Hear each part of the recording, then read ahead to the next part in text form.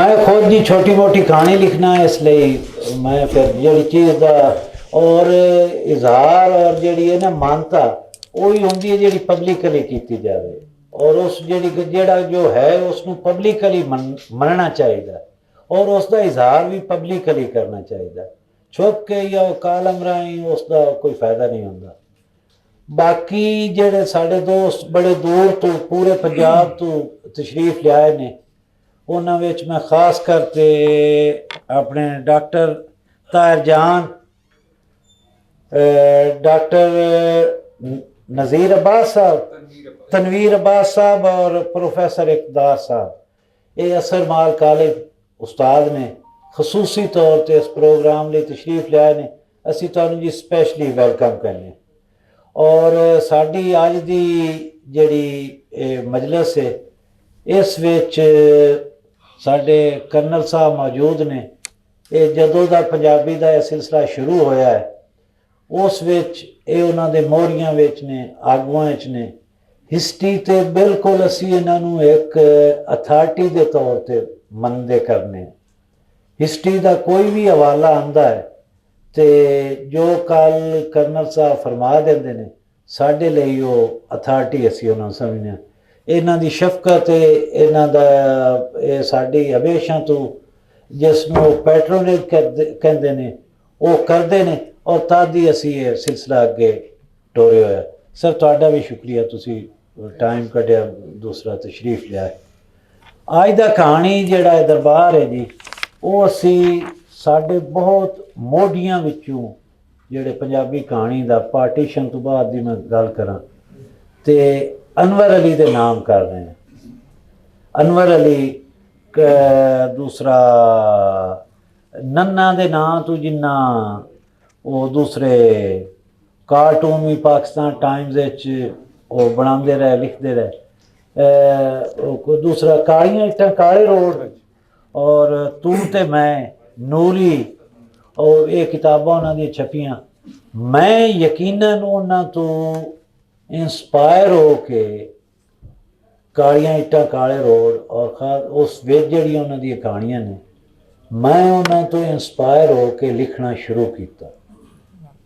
वो इस तरह के साढ़े बिल्कुल एक वो होर तरह के लिखण वाले साढ़े कहानीकार सन। मैं थोड़ा जिहा जी उन्होंने एक तारफी जिहा एक सफ़ा मैं वो पढ़ देवां ताकि साड़ी एक कोशिश है कि अज का चूँकि सारा असी उन्होंने डेडिकेट कर रहे हैं तो अनवर अली का थोड़ा जिहा तारफ हो जाए। अनवर अली पंजाबी दे लिखारी ते कार्टूनिस्ट सन। वो चढ़दे पंजाब के शहर लुधियाना विच 18 अप्रैल 1922 नूं जम्मे। क्रिश्चियन हाई स्कूल लुधियाना विच पढ़े। बचपन तो कार्टून बनाने का शौक सी। कॉलेज कार्टून बनाने उत्ते अंग्रेज़ प्रिंसीपल वालों 10 रुपए इनाम मिलिया। उस वेले अखबारों में कार्टून छापण का रिवाज नहीं सी। लुधियाना के एक उर्दू अखबार 2 रुपए फी कार्टून हिसाब नाल उन्हें कार्टून बनाने शुरू किए। फिर उन्होंने दे कार्टून आन अखबार में छपे। 47 अनवर अली लाहौर में रह के पाकिस्तान टाइम्स कार्टून बनाने लगे। उस 31 जनवरी 1977 नूं पाकिस्तान टाइम तो रिटायर्ड होए। 1922 उन्हां दी लाहौर ही डैथ हुई। मैं माजरत खां के डॉक्टर मुजाहिद मिर्जा साहब सर ये साडे लई बिल्कुल आनर और एजाज की गल है कि तुहाडी जी शख्सियत साडे इस कहानी दरबार च आके साडा मान वधाया। असी दिलों तुहानू वेलकम कह रहे हैं और तुहाडे शुक्रगुजार हैं। ये जी उन्हों का मुख्तसर तारफ सी। मैं बाकी का उतना कालियां इट्टां काले रोड नूरी मैं वो कोई उन्होंने है दूसरा वो मुख्तलिफ इंटरव्यूज़ ने या उस तरह वो किताब भी पढ़न वाली है जी मैं। लेकिन कालियां इट्टां काले रोड वो उसनू पढ़ के मैनू लगा कि कहानी लिखनी चाहिए और असी तो उस तरह की कहानी नहीं लिख सके।